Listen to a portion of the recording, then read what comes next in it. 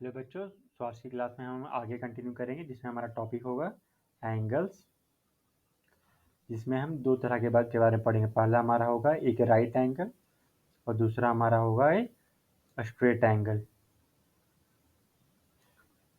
आखिरी की क्लास में हमने पढ़ा था कि लाइन सेगमेंट को कैसे मेजर करते हैं। इसमें हम बेसिकली जानेंगे कि एंगल्स के टाइप्स कितने होते हैं। तो देखो, सबसे पहले तो जानो कि ये टॉपिक्स इंपॉर्टेंट क्यों है।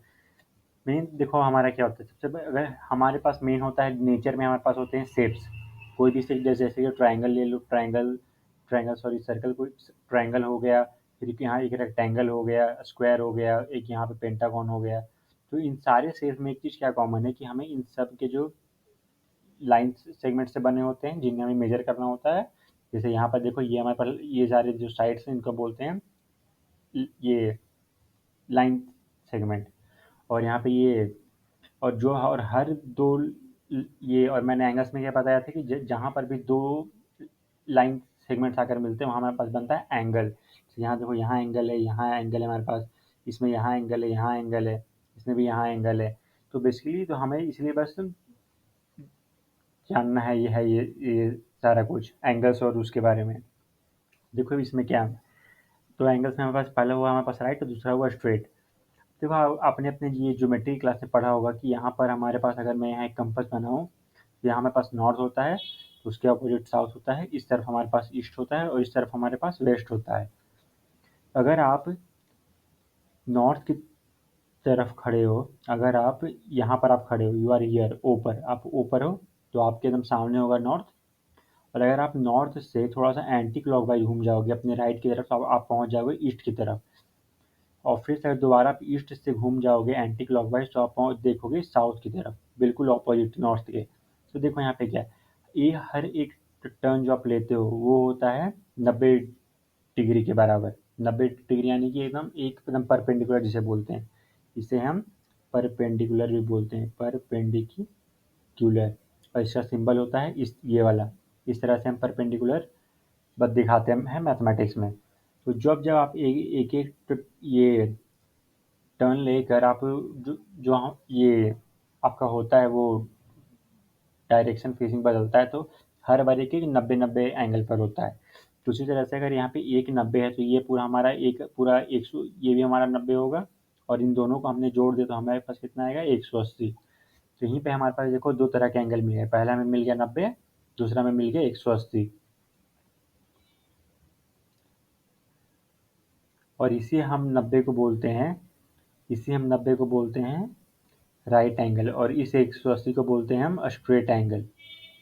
स्ट्रेट एंगल हमारा क्या हुआ, बेसिकली स्ट्रेट एंगल हो गया 2 times of right angle. Right angle, तो ये था ये इन दोनों एंगल के बीच में रिलेशन। अब देखो इसमें है क्या, बेसिकली अगर इसे थोड़ा और अच्छे से समझो, अगर मैंने इसकी जगह यहाँ पर ये कर दिया, ये हमारे पास यहाँ पर डायरेक्शन है, ये हमारे पास यहाँ पे कंपास है, इधर हमारे पास नॉर्थ था, साउथ इस तरह से। तो मैंने क्या किया, मैंने कर दिया यहाँ पे, मैंने लिख दिया 12, यहाँ मैंने लिख दिया 6, यहाँ मैंने लिख दिया 3, यहाँ मैंने लिख दिया 9।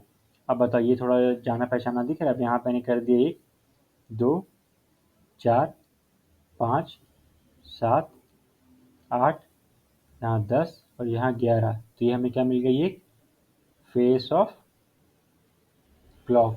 और घड़ी में यहाँ कितने बजे हैं, घड़ी में हमारे पास बजे हैं 12। 12 घड़ी में हमारे पास बचे हैं 12।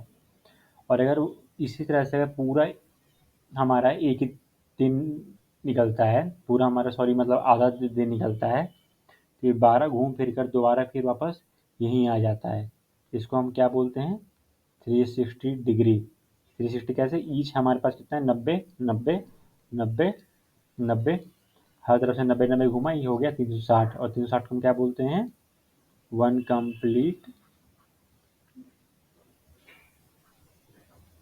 रिवोल्यूशन।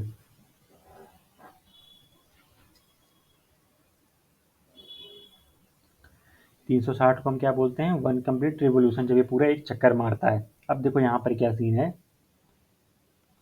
ये घड़ी का मैं यहाँ बना रहा हूँ, ये मेरे पास है 12 है, ये मेरे पास एक पॉइंटर, ये इस तरह से, और ये इस तरह से गया है 3 पर एक।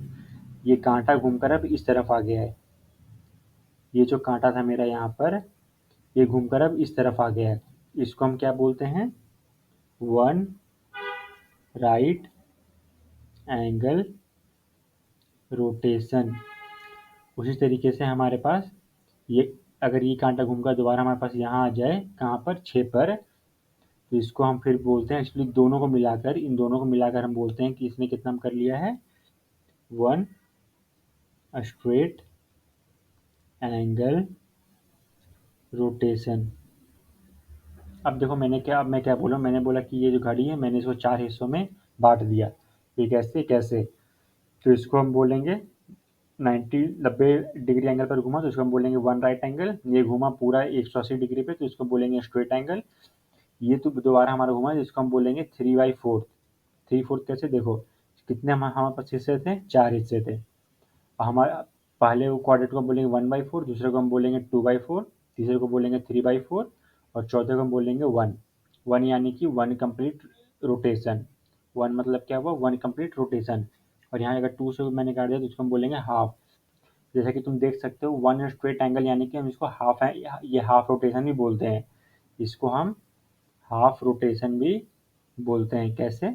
यहाँ से ऑब्वियसली 2/4 था, मैं कट के 1/2 हो गया, तो इसको हम बोलते हैं हाफ रोटेशन।